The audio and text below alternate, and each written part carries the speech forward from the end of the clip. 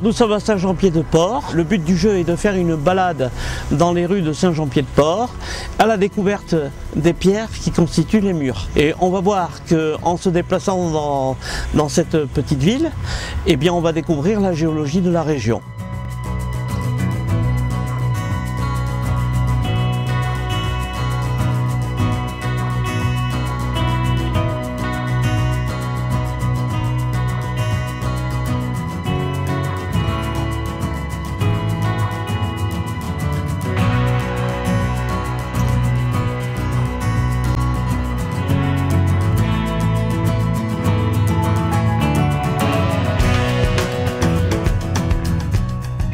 Premier arrêt, nous sommes devant un pointement de roche volcanique qui s'appelle ici de l'ophyte.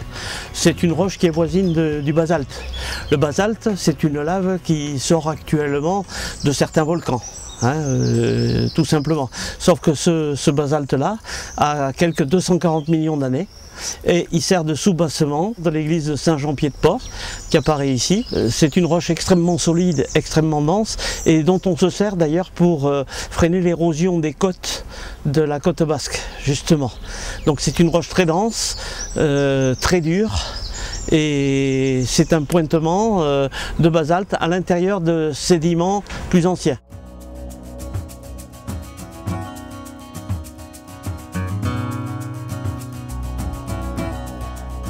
On est devant l'église de Saint-Jean-Pied-de-Port. Ici, on voit les murs qui constituent cette église. Notamment, leur caractéristique, c'est qu'ils sont rouges. La couleur de Saint-Jean-Pied-de-Port est bien reconnaissable. Entre toutes, c'est la ville rouge. Alors, ici, on constate dans ce mur des stries. Vous les voyez ici, ces stries nous racontent une histoire d'un continent très ancien, d'il y a 250 millions d'années. Alors ces stries, on appelle ça des laminations, et elles sont liées à des torrents qui descendaient des montagnes, qui érodaient donc ces montagnes et qui transportaient beaucoup de sable sous un climat équatorial, ce qui explique que la couleur rouge.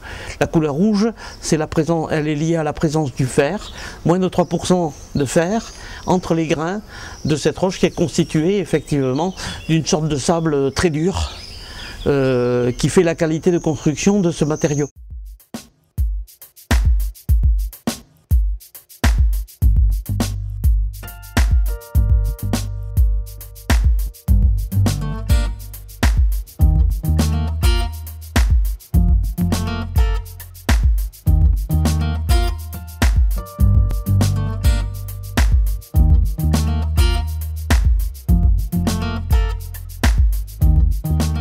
Nous avons remonté la rue de la Citadelle et donc nous sommes à la porte de Saint-Jacques de Compostelle. On voit les remparts reposés sur des calcaires qui sont assez sombres, que l'on voit derrière moi, qui sont des calcaires qui ont entre 150 et 200 millions d'années.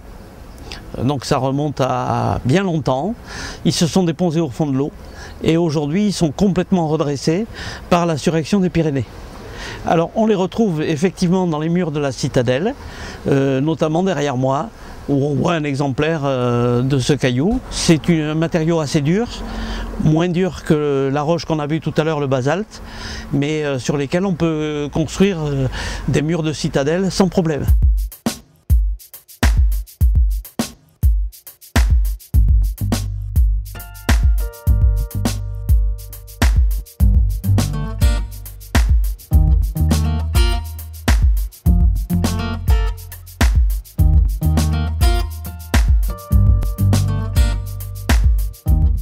Alors nous sommes arrivés à la citadelle, dite de Vauban, de Saint-Jean-Pied-de-Port, et on domine tout le paysage environnant Saint-Jean-Pied-de-Port.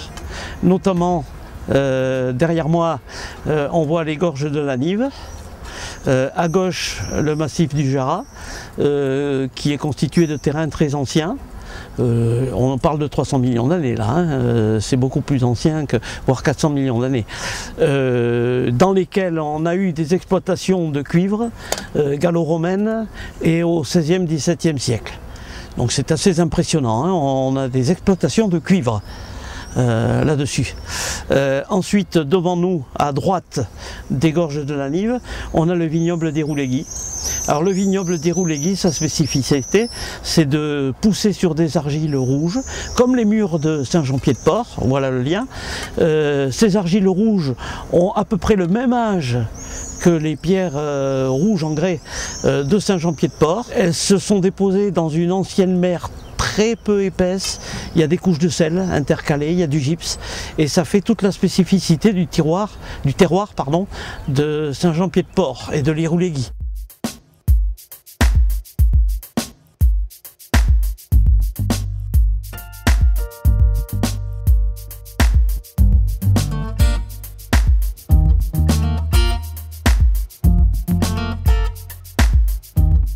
Nous sommes au terme de notre balade, au pied de la citadelle Vauban et devant le mur de la citadelle justement. Et nous constatons qu'à cet endroit, il est constitué par une roche qui comprend beaucoup d'alvéoles.